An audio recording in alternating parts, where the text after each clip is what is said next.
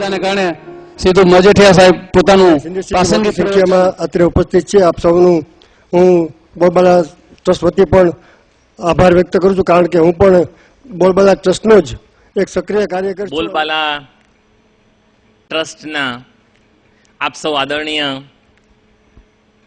સભ્યો, આપની સાથે વાતચીત કરવાનો આ અવસર ગોઠવી શકાયો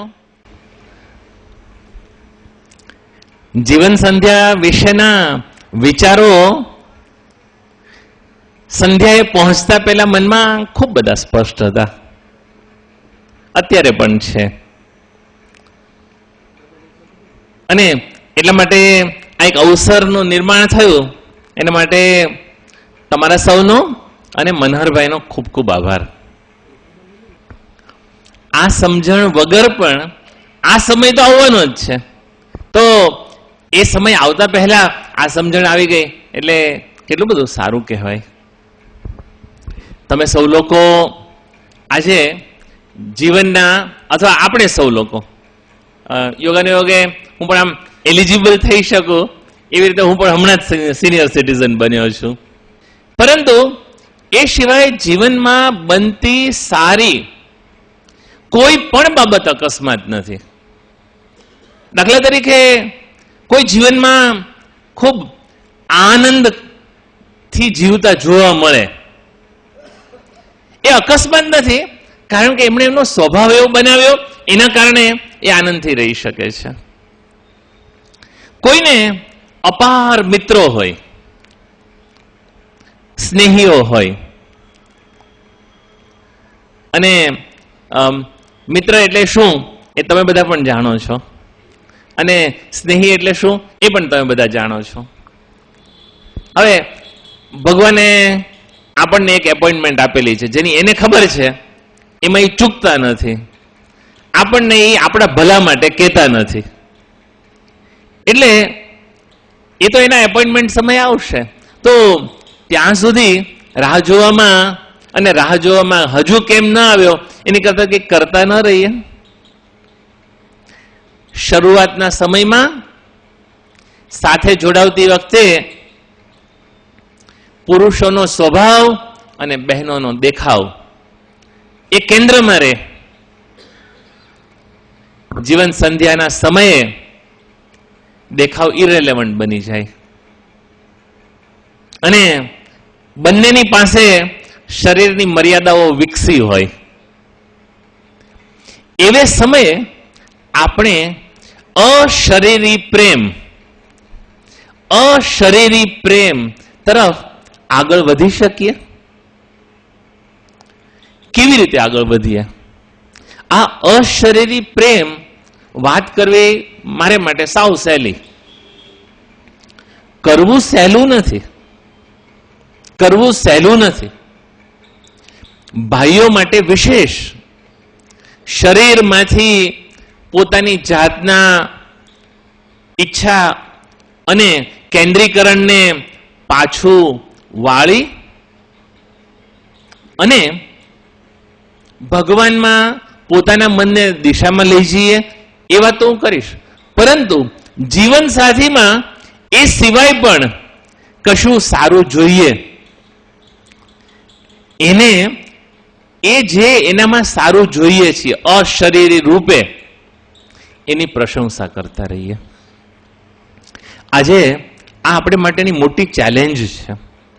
આપણે માટેની એક બીજી બહુ મોટી ચેલેન્જ એ છે કે આ શરીરની મર્યાદાઓ કઈ હદ સુધી જશે એની આપણને ખબર નથી, કારણ કે એનો નિર્ણય આપણે નથી કરી શકવાના. આ શરીરની મર્યાદાઓ કઈ હદ સુધી જશે એની આપણને ખબર પણ નથી, અને એ મર્યાદાઓ વચ્ચે આપણે કેવી રીતે આપણી જાતને કંડક્ટ કરીશું એ મહત્વની વાત બને છે.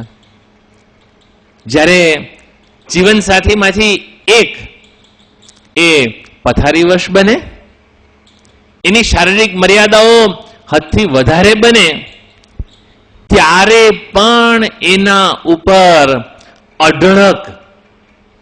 અઢળક પ્રેમ વરસાવતા રહીએ એ આપણે ઋણ ચૂકતે કરીએ છીએ એવું સમજવું. આ છેલ્લો પ્રસંગ તમને ગમશે. થોડા વર્ષો પહેલા મારા બા ગયા. વડોદરામાં અમે હતા. વહેલી સવારે હૃદય રોગમાં ખૂબ દુખાવો, હૃદયમાં ઊભો થયો. બા છે એ પથારીમાં આમ તેમ થાય, ખૂબ પીડા.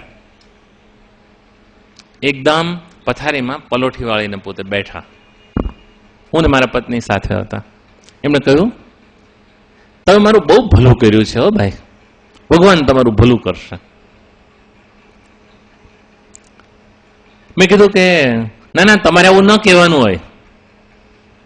મારા પત્નીએ કહ્યું કે ના તમે અમારું ખૂબ ભલું કર્યું છે, સારું કર્યું છે. થોડી ક્ષણોમાં બા જતા રહ્યા.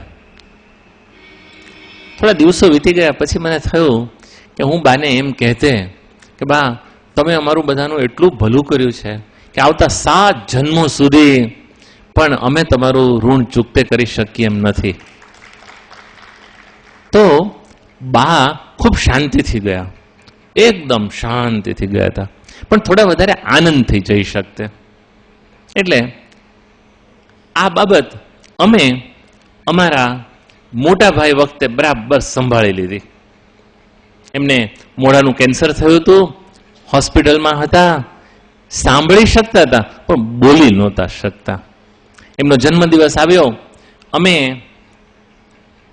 15 લોકો કુટુંબના એમના પલંગની આજુબાજુ ઊભા રહ્યા. દરેક વ્યક્તિ વારાફરતી મોટા ભાઈએ અમારા સૌના જીવનમાં કેવો મજાનો ફાળો આપ્યો હતો એની વાતો યાદ કરે અને વાતના અંતમાં યોજના કરેલી હતી. વાતના અંતમાં કે ભાઈ આ બધા માટે અમે તમારા જીવનભરના ઋણી છીએ.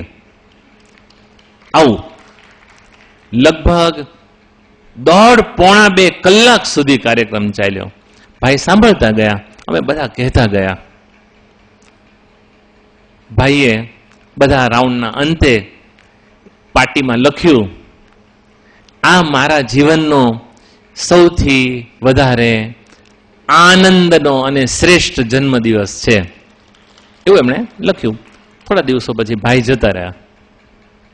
અમને એનો અફસોસ ન રહ્યો કે એમને અમે આ કહેવાનું બાકી રહી ગયું હતું. આ ક્ષણ આપણે સૌના જીવનમાં આવવાની છે, માટે આ કહેવાનું બાકી ન રાખવું, આ કહેવાનું બાકી ન રાખવું. અને અનુભવ મારો એવો છે કે આ કહીએ ને એ બીજાને સારું લાગતું જશે, પરંતુ આપણા મનને બહુ સારું લાગે.